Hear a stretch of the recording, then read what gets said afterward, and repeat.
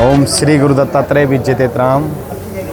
आपके माध्यम से सर्वप्रथम मेरे परम पूज्य सदगुरुदेव बाबा राजेश्वरपुरी महाराज की 5वीं पुण्यतिथि पे पूरे नगरवासियों को, मेरे भेग भगवान को, सभी को बहुत बहुत हार्दिक शुभकामनाएं। यह दिन मेरे जीवन का बहुत ही विशेष महत्वपूर्ण दिवस है।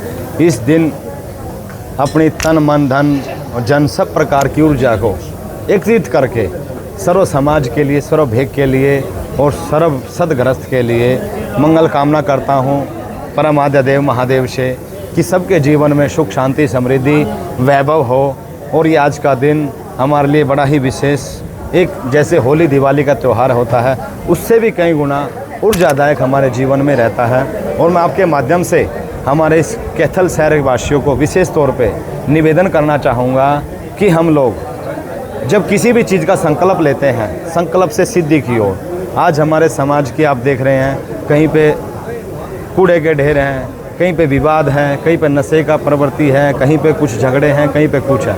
जो सभ्य समाज है मेरा, जिनको वो मानते हैं कि भाई हम समाज के अग्रणी भूमिका में हैं, वो किसी भी वर्ग से आता हो, उनको सामूहिक तौर पे इकट्ठा होकर के कोई ना कोई ऐसी व्यवस्था बनानी चाहिए जिससे कि जो अज्ञानवश व्यक्ति किसी प्रकार का क्राइम करता है उस पर भी प्रभाव हो सके, उसे भी समझाया जा सके। और ये दिन और ये समाज का जो आप समूह देख रहे हैं, यही प्रेरणा देता है। मेरे पूज्य संत हजारों की संख्या में आप यहाँ देख रहे हैं, इनका सबका स्वागत, अभिनंदन भी और धन्यवाद भी।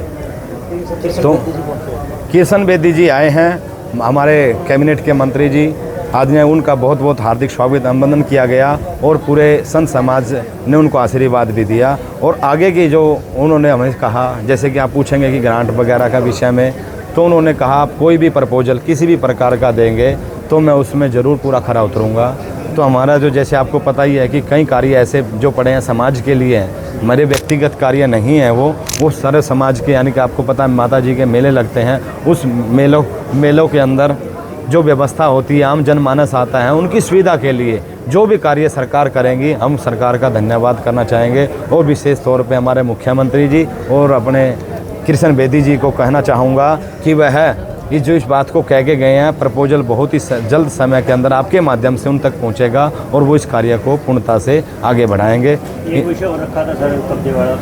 कब्जे वाली बात बिल्कुल, ये आपने बहुत सही है कि हमारे आसपास में आपको पता है कि हमारे अपने ही वर्ग के, हमारे अपने ही व्यक्ति हैं, हमने उनसे 3 बार कह भी चुके हैं। अब हम यही चाहते हैं कि भाई हम किसी प्रकार का कोई झगड़ा ना करें, या कि कोर्ट कचहरी ना जाएं, कि उनकी सभ्यता से या तो कुछ ना कुछ इतने वर्षों से बैठे हैं, उन्होंने किसी भी प्रकार का समाज का कोई भी अच्छा कार्य नहीं किया और ना ही कभी भी किसी भी वर्ग का, यानी कि अपने भाईचारे तक का भी उन्होंने सम्मान नहीं किया। वो धन के और अपने बाहुबल के अहंकार के अंदर उन्होंने संतों का भी अपमान किया और जगह का जो ये धार्मिक संस्थान है उसका दुरुपयोग करते आ रहे हैं। अनेकों प्रकार के दारू के अड्डे खोले हुए हैं और परदेश मतलब कि प्रवासियों को जो पूरा वहाँ स्थान दे करके अपना कमाई का एक जरिया बनाया हुआ। पहले मैं भी ऐसे गांव से पैदा हुआ हूँ जहाँ की मेरे भी जेरे के अंदर अखाड़े होते थे। अखाड़ों के अंदर एक संत के अंदर वो व्यवस्था चलती थी, गांव के नगर के लोग आते थे और वो अपना कुश्ती दंगल करते थे और अपने चले जाते थे। पर अब आज के समय में आप देख रहे हैं कि भूमाफियाओं ने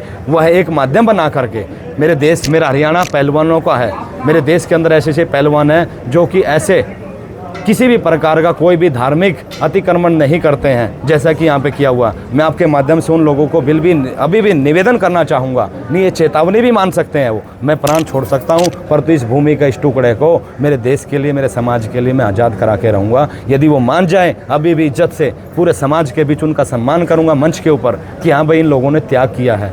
त्याग क्या है तो उनकी अपनी निजी व्यवस्था नहीं है, वो प्रचार करते हैं कि हमारे गिरदौरी है, हमारा फलाना, परंतु आज भारत का जो जुडिशरी है, जो हमारा संविधान है, वो हमें अधिकार देता है कि किसी भी धार्मिक संस्थान के अंदर सुप्रीम कोर्ट की एक बिल्कुल सख्त निर्देश है, यदि हमारे में सामर्थ्य होगी तो हम फिर दूसरे तरीके से छुटाएंगे, परंतु छुटाएंगे जरूर आपके माध्यम से। मेरा भेग भगवान बिल्कुल आदेश दिया गया है, उनसे मीटिंग की जाएगी। अब क्या यदि उनके वो सभ्यता से यदि कंट्रोल आते हैं, मानते हैं तो उनका सम्मान है, नहीं तो फिर जिस प्रकार की जो परिस्थिति होगी, आपको पता है कि विवाद में तो विवाद ही होता है। वो भूमि है जो बाबा जी किसकी है? वो इस डेरे की है, वो सूरज कुंड की भूमि है। ये पूरा क्षेत्र 27 एकड़ के अंदर ये क्षेत्र था। कुछ बस्तियां बसी हुई हैं, गरीब लोग उस पर निवास करते हैं, वो बस रहे हैं। हमारे पूज्य बाबा जी ने जिनको जीवन दिया हम उनके स्वीकार हैं। परंतु आप देख रहे हैं कि आपके आसपास इतना अच्छा वातावरण होते हुए पड़ोस के अंदर ऐसा दूषित वातावरण किया गया है कि आप लोग मीडिया माध्यम के आप दिखा भी सकते हैं, आपको डरने की आवश्यकता नहीं है।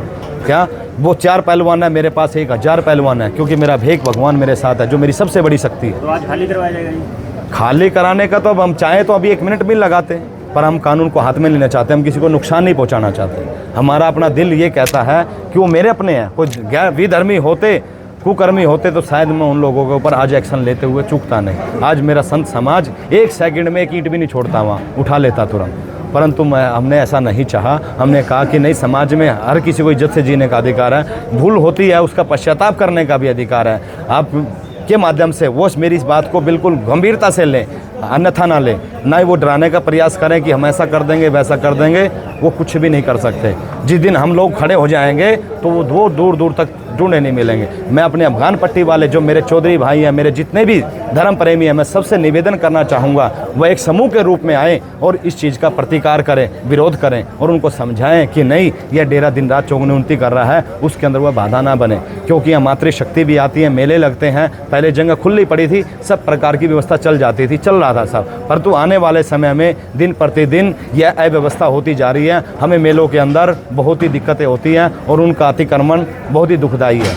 मैं सबसे पूरे शहरवासियों से निवेदन बार बार ये करना चाहूँगा, मेरा निज स्वार्थ ना जान करके समाज हित में आप मेरे साथ खड़े हों और इस कार्य को पूर्णता की ओर लेके जाएं, ताकि भैरव जी हमारे बंदिश में हैं और उनका भोग आरती की जो व्यवस्था, हमारे डेरे की जो परंपराएं हैं राग भोग की, वह पूर्ण रूप से चालू हो। ये भैरव जी का ही आदेश है। मैं सब आपके माध्यम से बार बार फिर भी कहना चाहूँगा, विशेष तौर पे मेरे अफगान पत्ती के भाई बंधों से, वह जितने सनातनी हैं जो भगवान शिव को पूजते हैं, मानते हैं, वह इस बात पे बिल्कुल गौर करें। और जल्द से जल्द आप लोगों के पास मैसेज भेजूँगा और आप लोग डेरे में एकत्रित हों और इस विषय पर कुछ ना कुछ परिणाम स्वरूप इकट्ठे हों। मेरी ये निवेदन आप लोगों सभी को जय श्री राम, राम राम।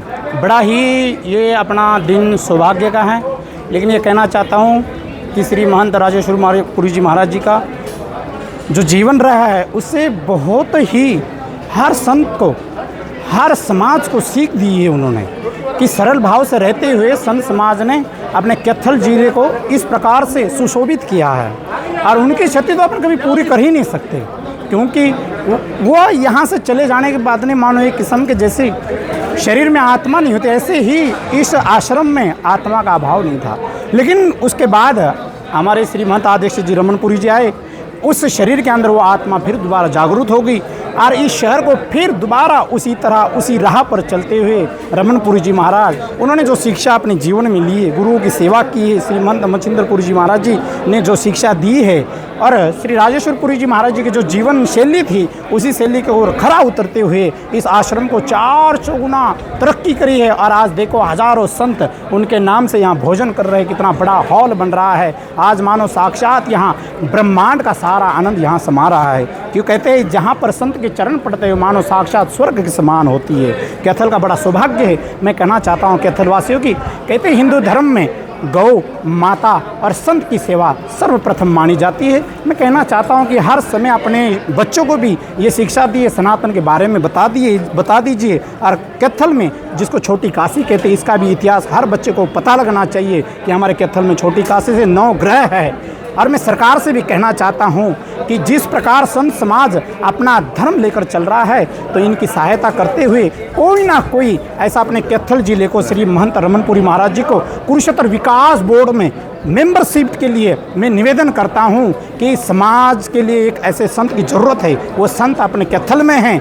और क्यों ना सरकार से निवेदन करता हूं कि इनको कैथल का कारोबार संभाल दे, कुरुक्षेत्र विकास बोर्ड का, धर्म प्रचार का, और जो अपने जीर्ण उद्धार का कार्य है कैथल का, सरकार कुरुक्षेत्र विकास बोर्ड में श्री महंत रमनपुरी महाराज जी को स्थान दे दे। यही निवेदन करना चाहता हूँ। जय श्री राम। महंत रमनपुरी जी महाराज ने आज यहाँ पर एक कार्यक्रम ब्लड डोनेशन कैंप और गरीब लोगों के लिए स्वास्थ्य जांच शिविर के साथ साथ आज ये कार्यक्रम यहाँ पर आयोजन किया।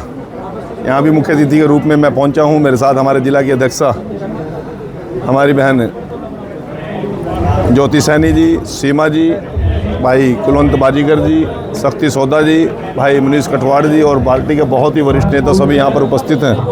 आज का इस धार्मिक और सनातन का ये जो कार्यक्रम यहाँ पर हुआ है, सभी संत जन यहाँ पर, महानुभाव यहाँ पर उपस्थित हुए हैं, सभी को हम नतमस्तक हुए हैं। हम हरियाणा के उज्ज्वल भविष्य की और तरक्की की कामना करते हुए प्रत्येक नागरिक सुखी हो, सभी की समस्याओं का निराकरण हो और शिक्षा, चिकित्सा और सुरक्षा हमारी सरकार का प्रमुख ध्येय है।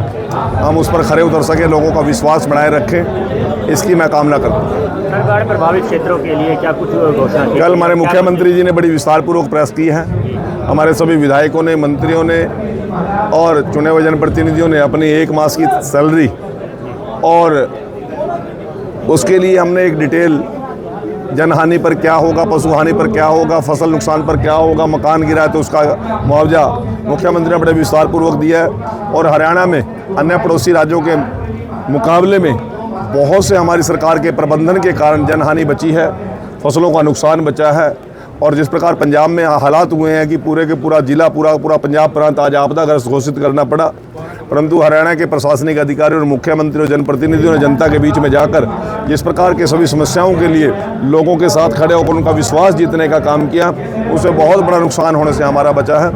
बाढ़ प्रभावित सभी साथियों को मैं अपनी ओर से विश्वास दिलाता हूँ कि मुख्यमंत्री जी ने जो घोषणा की है, गरीब की बकरी भी यदि मरी होगी तो उसका भी हम मुआवजा देने का काम करेंगे, किसान की फसल का भी मुआवजा देने का काम करेंगे, किसी गरीब का मकान खंडित हुआ तो उसका भी मुआवजा देंगे, किसी छोटे दुकानदार का जो नुकसान हुआ उसका भी मुआवजा देने का काम करेंगे।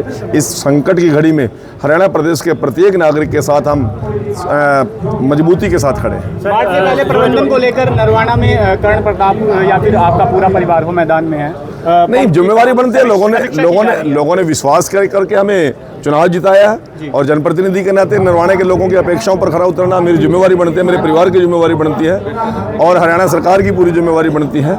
सभी का विश्वास हम जीतने में कामयाब रहे हैं। जितना प्रयास था, संभवतः बहुत बड़ी आपदा थी, परंतु उसको मिनिमाइज करने का हमारी सरकार का और हमारे जनप्रतिनिधियों का और हमारे माननीय मुख्यमंत्री जी का प्रयास था, हम उसको मिनिमाइज करने में कामयाब रहे।